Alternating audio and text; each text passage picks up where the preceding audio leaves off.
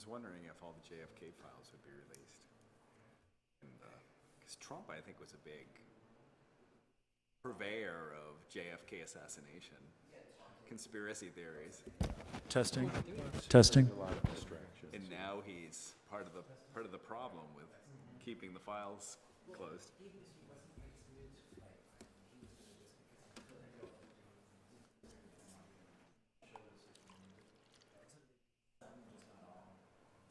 Yeah, they released quite a few, but they withheld some. You know, even if they hold one To get document, the mic. it's going to make all the conspiracy theorists go wild, right?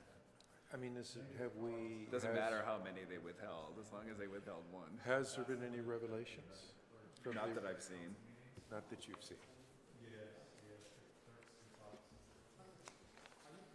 Stephanie's coming tonight. She asked for a ride, but because I had boxes. Well, because I still have boxes in the back seat, I could only take her and not two of her friends as well. So.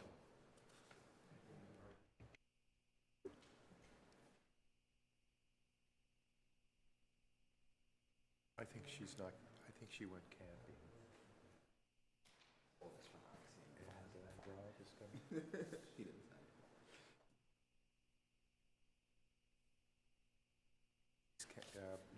Margaret's camping, I believe, with her dog Bruce.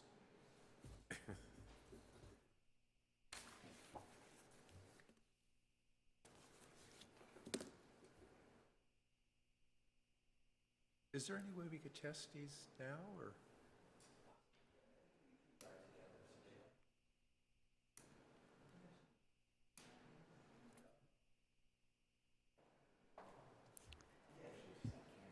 I can.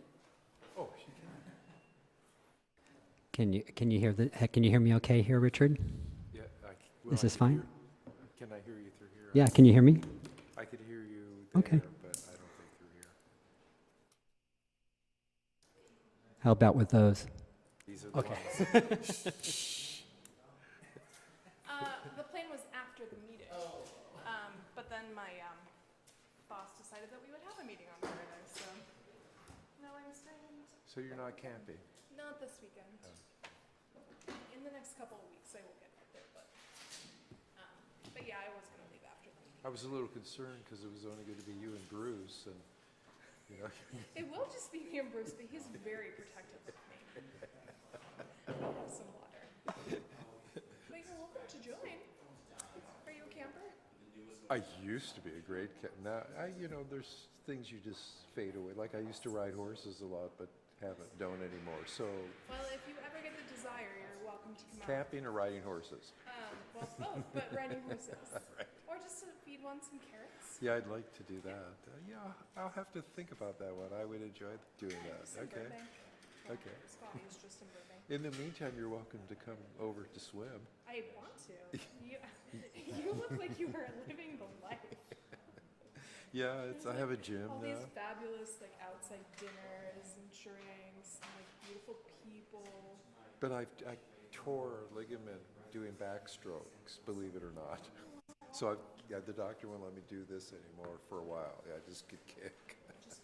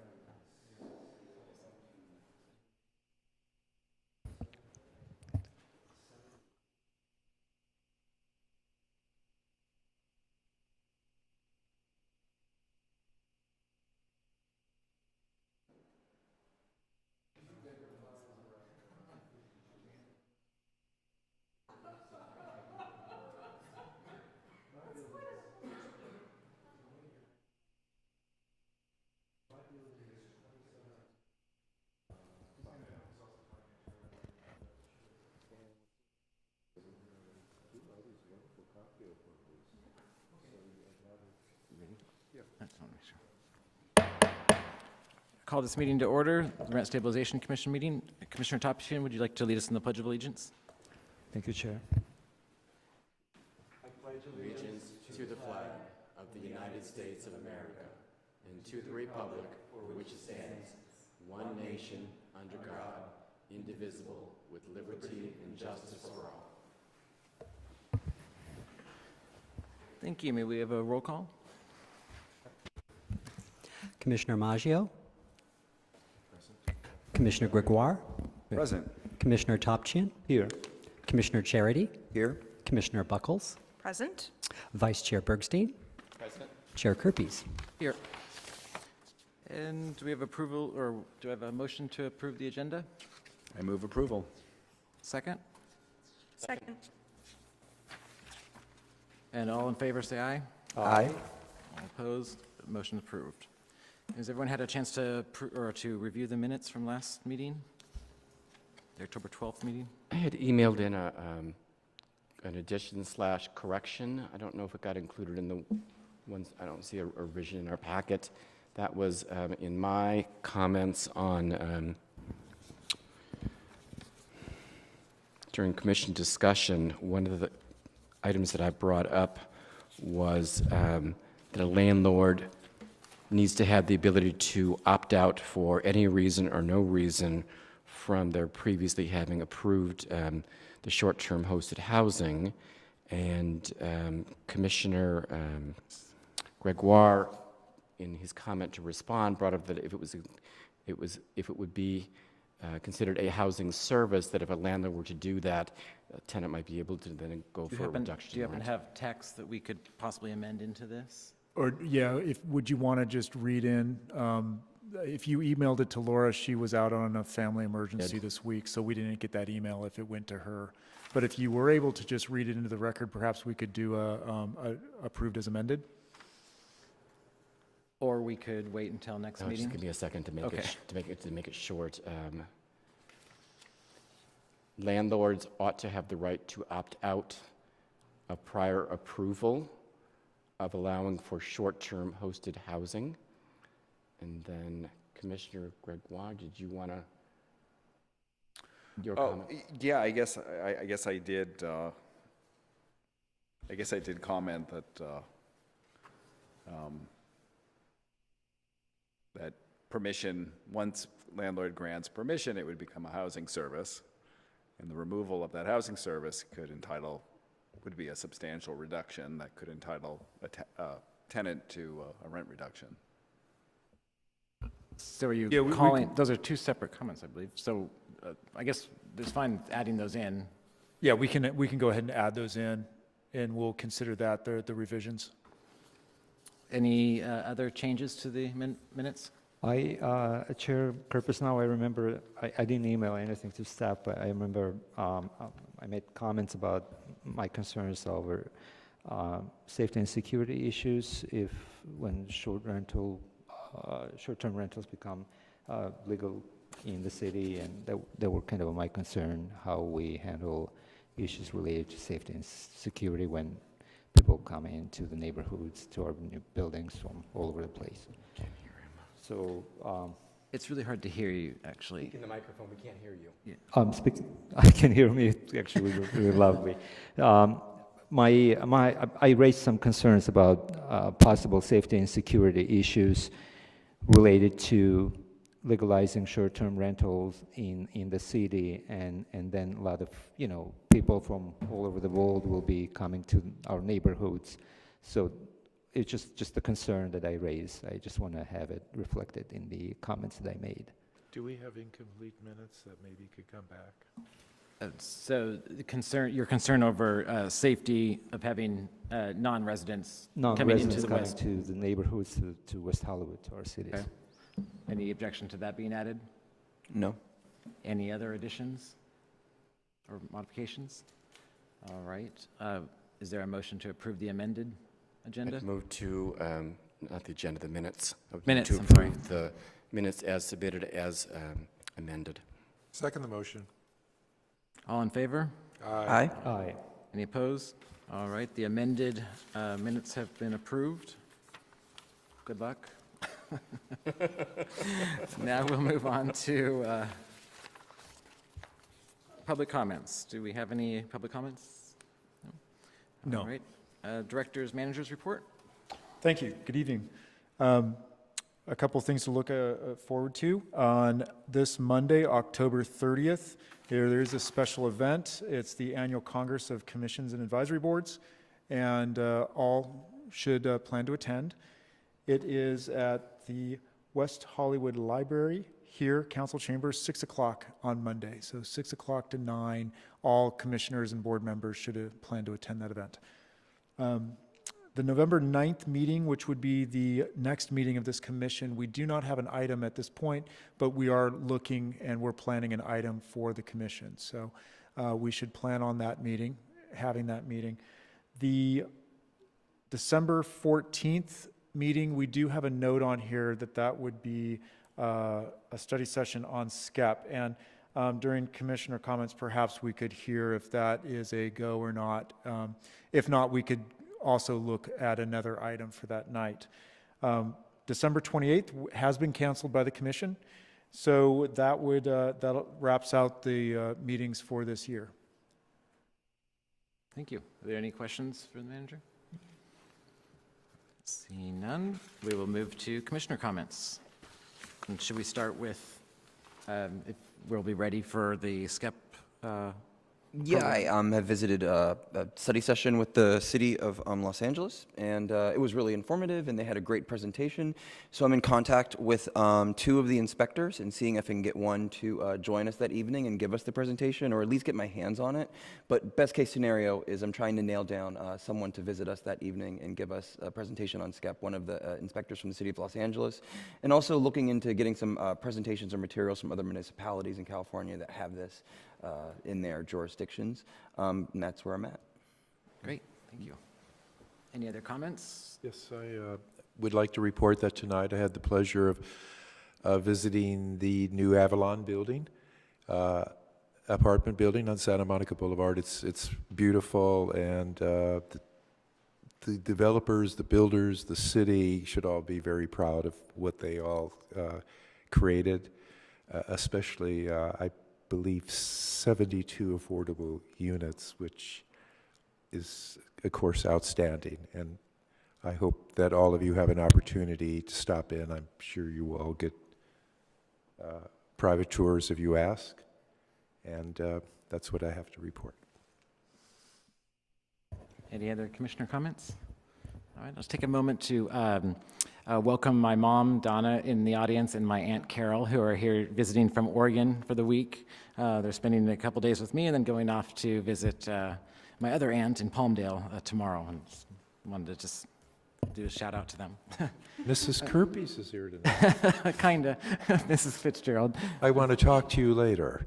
Stephanie. And a fellow commissioner, Ms. Stephanie Harker, is here with us this evening. Welcome. All right. Well, there'll still be time, you know. So we'll move on to our first item of the agenda, our only item on the agenda, actually. Is there going to be a staff report? Great. This is an ordinance amending the rent stabilization ordinance to require a landlord to approve a tenant's request to install an electric vehicle charging station with the tenant paying costs for review and comment for the city council. Thank you. So I'll just say a few brief remarks and then open it up to the commission. So in true, yes, this is before you for comment and review is an ordinance. This is amending the rent stabilization ordinance to require a landlord to approve a tenant's request to install an electric vehicle charging station with the tenant paying those costs. This is essentially a right that non-rent stabilized tenants now have. That was created by the state legislature in 2015 under Assembly Bill 2565. And what that bill essentially does is it creates a program or a set of rules, if you will, that first and foremost, a landlord has to approve, cannot deny a tenant's request to install a charging station. However, the the feasibility of that charging station is still at question. The tenant does have to pay all costs. And so I have provided you with a brief staff report and the ordinance. Special note, please make note that although this does allow that discussion to happen, it does allow the tenant to explore the feasibility. Perhaps there's some upgrades that still need to happen and occur in West Hollywood for this to be a reality. Certainly there's the electric grid and other improvements. So there's no guarantees to the tenant that they could install the charger. What this ordinance does is essentially, it's an enabling ordinance, if you will. It allows the conversation to happen. It allows the process to go forward. Thank That you. concludes my report. Are there any questions? I just wanted to ask if there is anything, any provision, any explanation on what happens if there is such agreement between tenant and landlord, and the landlord to install the station, and let's say if the tenancy interrupted, if the tenant voluntarily vacates or being evicted, so what happens with the cost-related issues? Is it somehow Yeah, explained? so, you know, it's the charging station's installed at the tenant's costs. If the tenant leaves, I would foreseeably, I'm speculating, but I imagine that the charging station could remain. I'm not certain, if a landlord would want the charging station removed or if they would see it as an added benefit to the property. Okay, could the tenant could the tenant recover the cost, or that would be obviously a civil matter? It would. Yeah. Okay.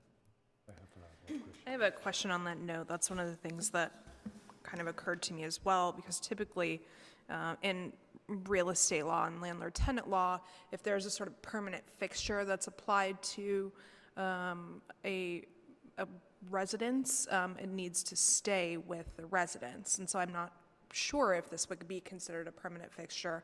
What happens in the case where, I don't know, a tenant wants to take the charging station with them, and have the station installed in their new residence? What happens if the landlord wants to keep it?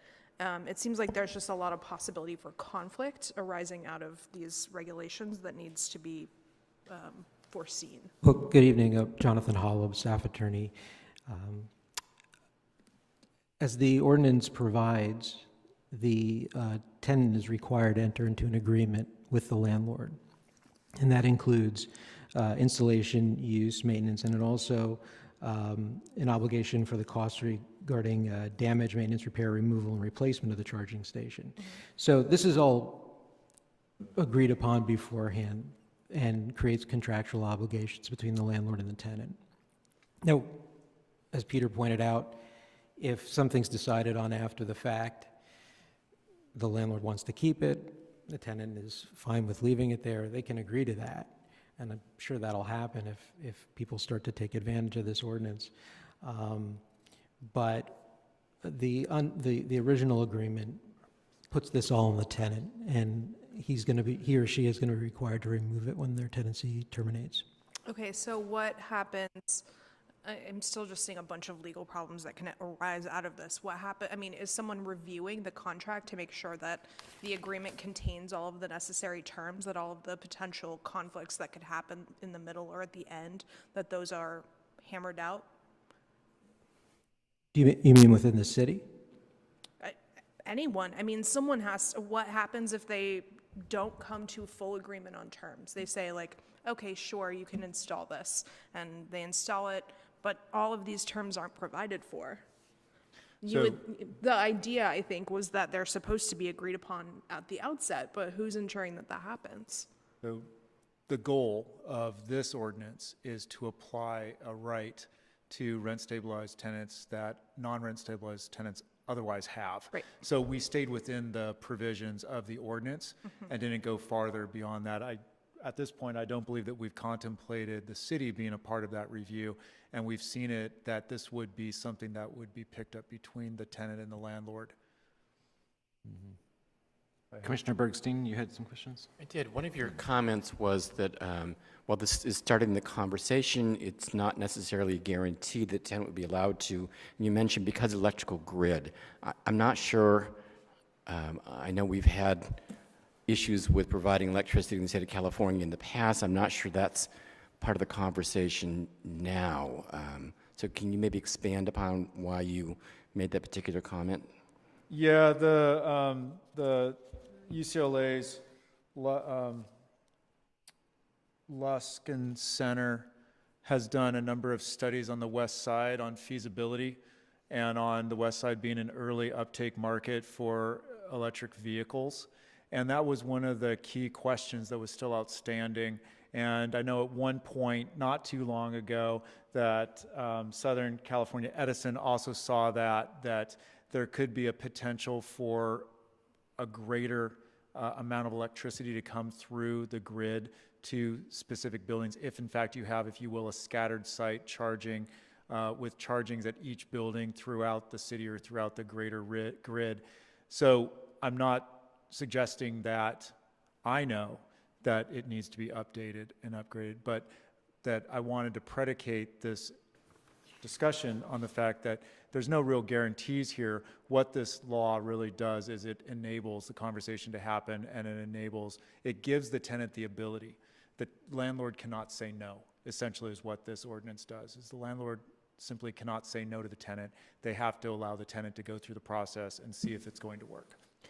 So that study, if I've heard you correctly, one of the concerns was that if there were charging stations in multiple locations in apartment buildings, that might possibly be a tax on the grid, more so than if there was a permanent station at various neighborhoods. Did I understand that correctly? Yeah, Sort of? if you could imagine, well, if you had one centralized charging station, you did have a greater amount of power that's needed. It would be one line going into one area rather than a distributed pull for more power and charge.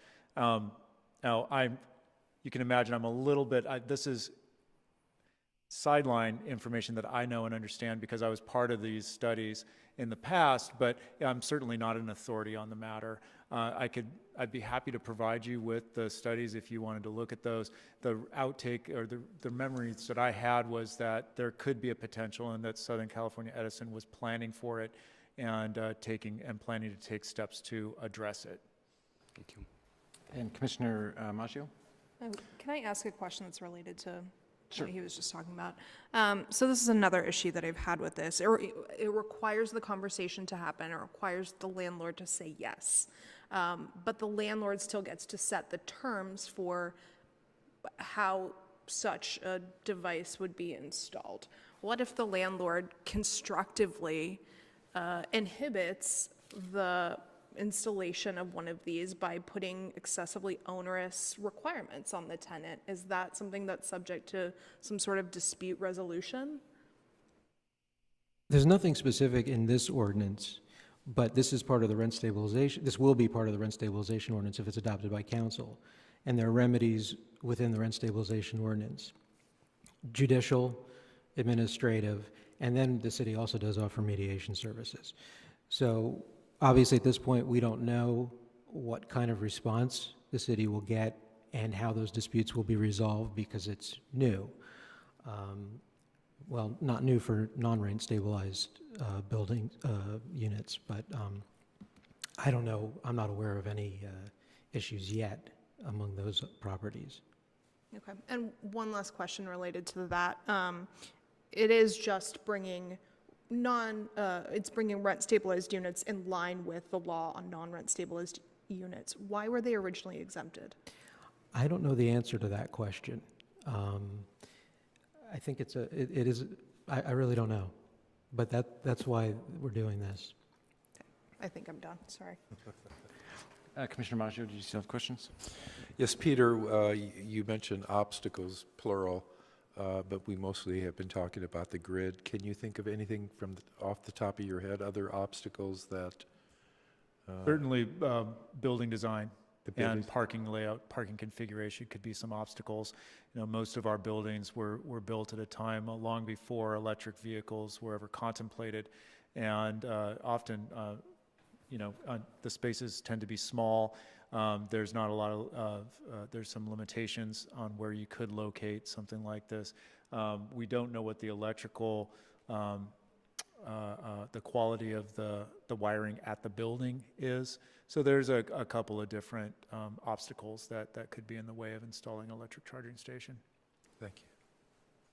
Are there any other questions? And then we'll go ahead. Yeah, just seeing as the state law has been in effect for over 2 years, how is it going? Are tenants in non-rent stabilized units taking advantage of this? Are the landlords responding positively? Have there been any conflicts?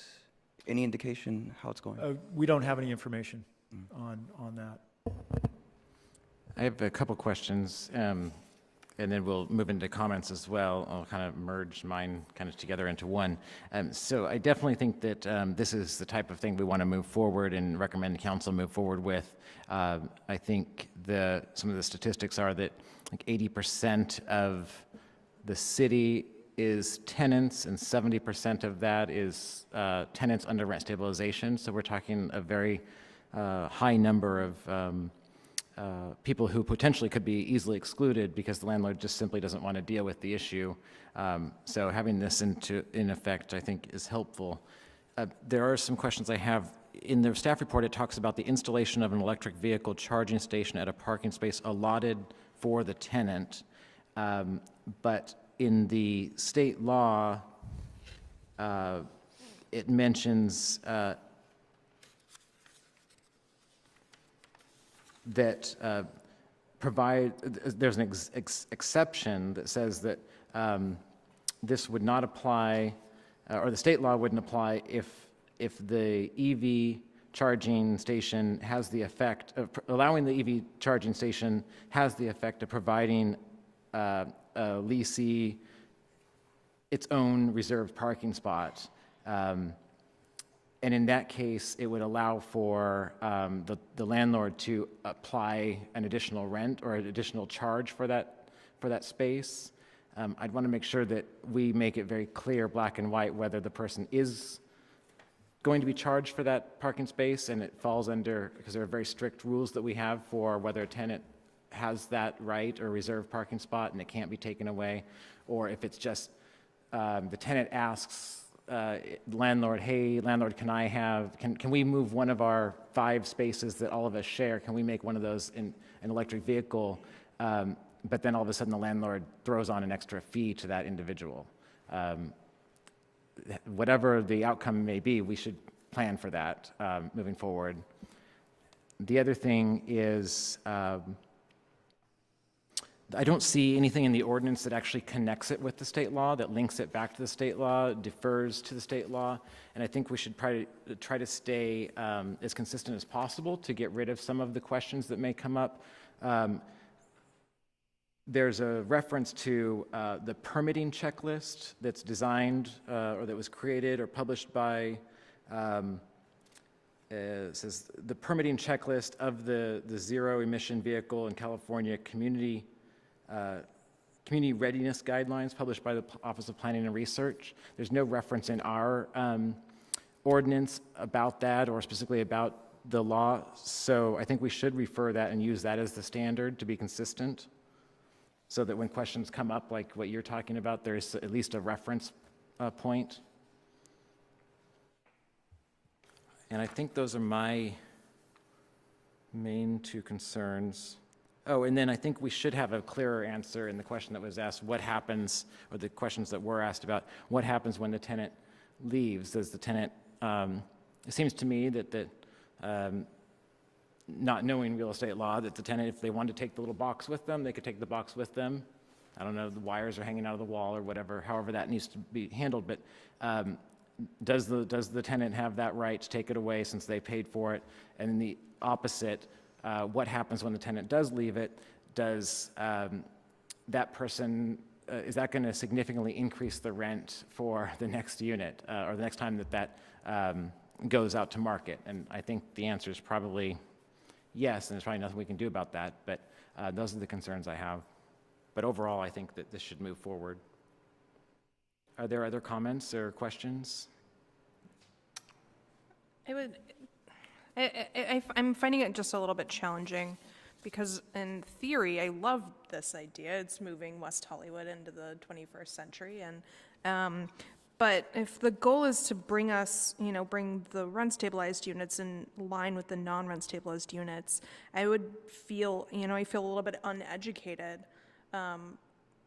because we don't know why they were excluded in the first place. And, we also don't have data about how the original ordinance is working out. And, it might not be there. I'm not blaming staff at all. I feel a little bit hesitant just because I feel undereducated. You're concerned about you fear that there's a potential that there's a specific reason why rent stabilized. As I understand it, based upon the history of it just how it happens that I only have done a little research on this bill over the last couple of months because someone called to say, how do I get my landlord to get me to do this? And what we found out in that little bit of research, and don't hold me to this absolutely, but was simply the ease of getting the bill through. It made rent stabilization, certain cities then wanted to chime in and say, well, this is how it works, this is how it wouldn't work in our cities. And so the easier approach was, let's exclude them, not to exclude them, For but to just say, uniformity, yeah. let's not focus on it to get this passed through. Okay. That's my understanding. Okay. Did you have any, it looks like you had something, no? Any other comments? Are we out of questions No, you can ask questions. or comments? So I'm a little more familiar with this thing than the rest of the commission only because I have a plug-in hybrid vehicle. I think I'm fully in favor of this. I think we need to recognize that I'm not sure how much demand there would be given the type of housing stock that we have in West Hollywood. I have a friend that lives at 1010 Kings Road, which is a kind of a standard 3-story, probably 1970s building, and for him to add a charging station to his parking space, which is allowed, it'll be $7,000 by the time you run the conduit and get the separate meter in. So while I think we ought to recommend to council move forward with this, I'm not seeing a huge demand given what the majority of our housing stock is like in West Hollywood. Just a couple comments under this, under 17, I'm on page 10. Item B says this chapter does not apply to rent units where the property is exempt from Title 17 pursuant to 17.24.010, and under that, it's our house, what is not included are inclusionary housing units. Well, I know that inclusionary is not under our purview, and I don't recall, I was on the East Side PAC when we planned some of the buildings with inclusionary. I don't recall if we required at that point the buildings to provide charging stations in the buildings. It's already covered under the state law. So I wanted to encourage that if we have not been, that we Right, so inclusionary units are part of the market rate buildings. These are already included under the state law, and they're part of that group of tenants that can already ask. Okay. Since I have the microphone, just quickly, I wanted the chair to know that we do have a public speaker on this item. Oh, thank you. Okay. And then kind of dovetailing on some of the prior conversation about the agreement between landlord and tenant, my concern would be, I can't imagine any landlord agreeing to allow someone to install a charging station on the landlord's power line without there being a separate meter. But if a landlord were to choose to do so, and they're free to do that, with the agreement that the tenant would pay X number of dollars per month or whatever the increase was, and the tenant were to stop paying that, I would hope that the landlord would have the same remedies that our staff attorney pointed out as far as mediation, civil, to either enforce the original agreement with the tenant or then require the tenant to remove it. I see you nodding your head, so landlords have same protections? Yeah, they would be entitled to the same remedies. And since it is covered under the rent stabilization ordinance, they could avail themselves of the remedies within that ordinance. Thank you. Could it result in, it doesn't affect their tenancy, correct? This would be separate. If it's a separate agreement, it wouldn't be part of the lease agreement, if that's what you're asking, Yeah. whether it would be a breach of the lease agreement? No. That's what I'm hoping that we can ensure, is that these would be Right, separate they're issues. separate, they're separate, yeah. Thank you. Before we move on with more comment, my bad, can we have Stephanie Harker come to the authorized.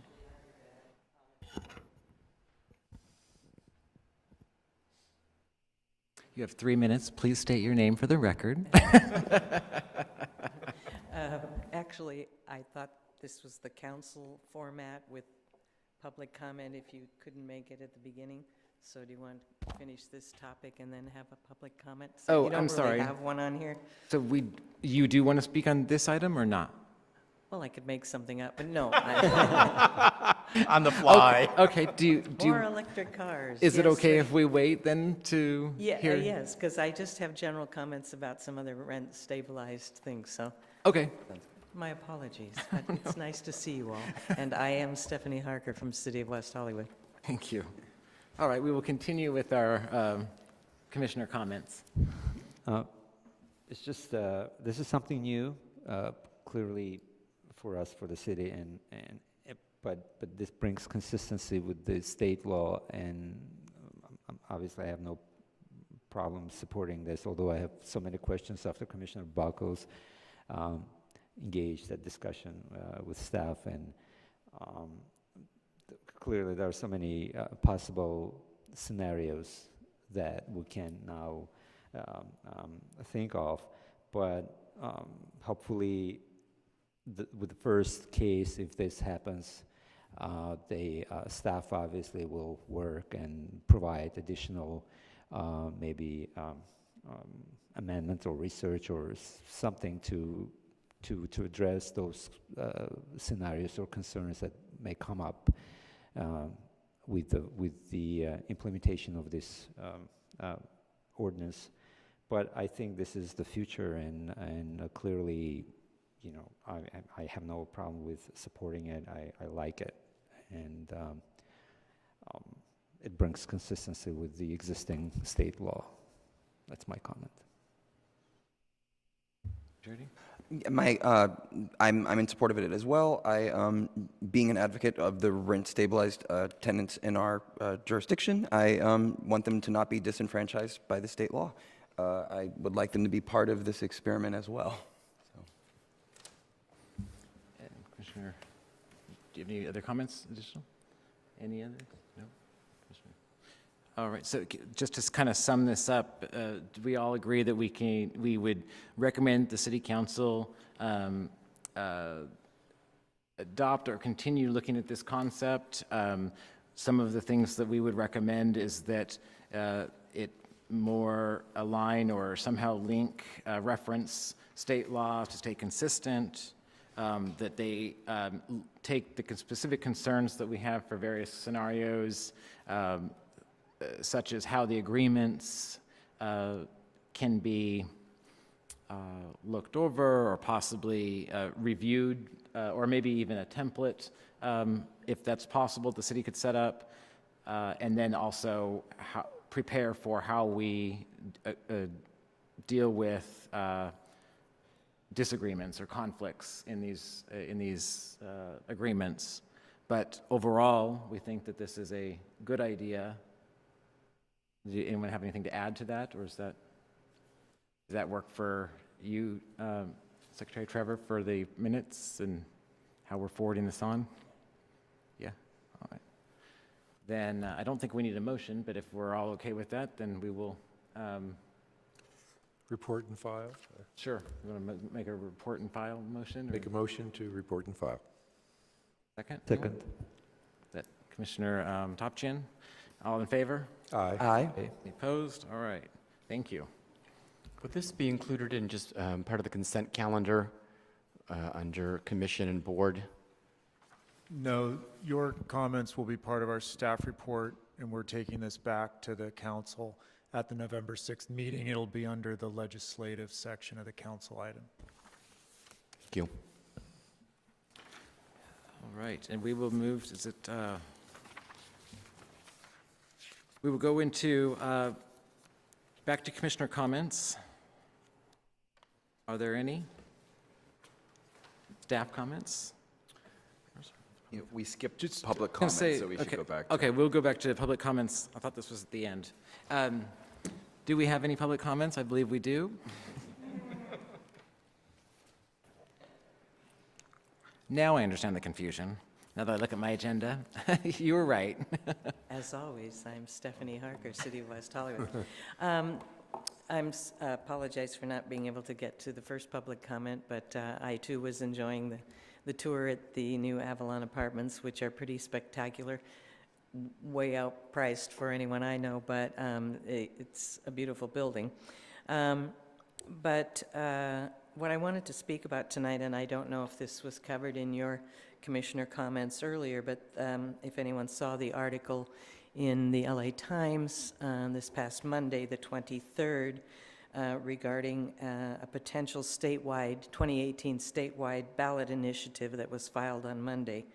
The name of the initiative is Affordable Housing Act. And Chair Kirby, you probably already know about this. The people involved are Elena Pop, Michael Weinstein, and Christina, I've forgotten her last name, but it's all part of the article, and I hope that everyone will read it. I'm also addressing the public at this time to try and get involved in this and get this initiative on the ballot and possibly passed. Basically, my understanding of it is that it would amend Costa-Hawkins, which is, of course, an amendment or second act over the Ellis Act, and it would bring buildings that were built after 1995 into a more lenient form of rent stabilization. Because, again, we have 1,000 new units on the east side of West Hollywood. Terrific.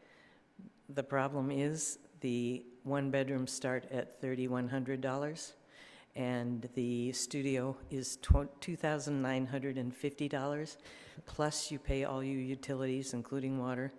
The tenant is responsible for all of that.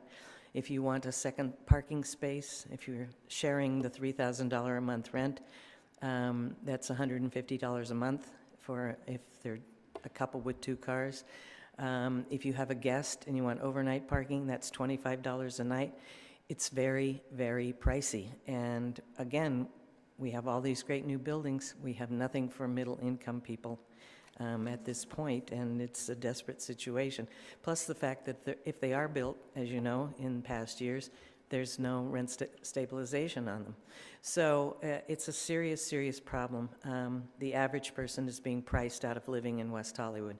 According to this initiative in this article, a one-bedroom in San Francisco is $2,450, and which puts us $500 above that. And I think it's a serious issue. Anyone basically in rent controls, show of hands, cannot move somewhere else in West Hollywood. They just can't afford it, even people who are up to around the market rate. What those new buildings on my end of town, the east side, have done with these initial rates, they've pushed all of our rents up. The one bedroom next door to me is now $2,250, and it's sad. It'd be great if a lot of rich young people could move here, but I really think that we have to consider the other 35,000 people who already live here and would like to go on living here. So again, the article was on Monday in the LA Times, and I think it's entitled, if you want to look at it, Tom, you must not be timing me. Thank you. Rent control in California could expand dramatically under a possible 2018 initiative. That's the article. So I hope all of you will read that and perhaps agendize this item so that the City of West Hollywood could support that initiative. Thank you very much. Thank you for your time. Good to see all of you. Thank you. Thank you. So there are no other commissioner comments and staff comments? Just want the commission to know that once adopted, the ordinance that you reviewed tonight will be brought back to you for further discussion on how we can develop some good public outreach, and we can also address these other questions and issues and items that you've raised this evening. That's good. Thank you. All right. Do we have a motion to adjourn? So moved. All right. All in favor? Aye. All right. Meeting's adjourned until November 9th. You want to adjourn in the date? November 9th. His motion should say. Mrs. Kirby's, come over here now.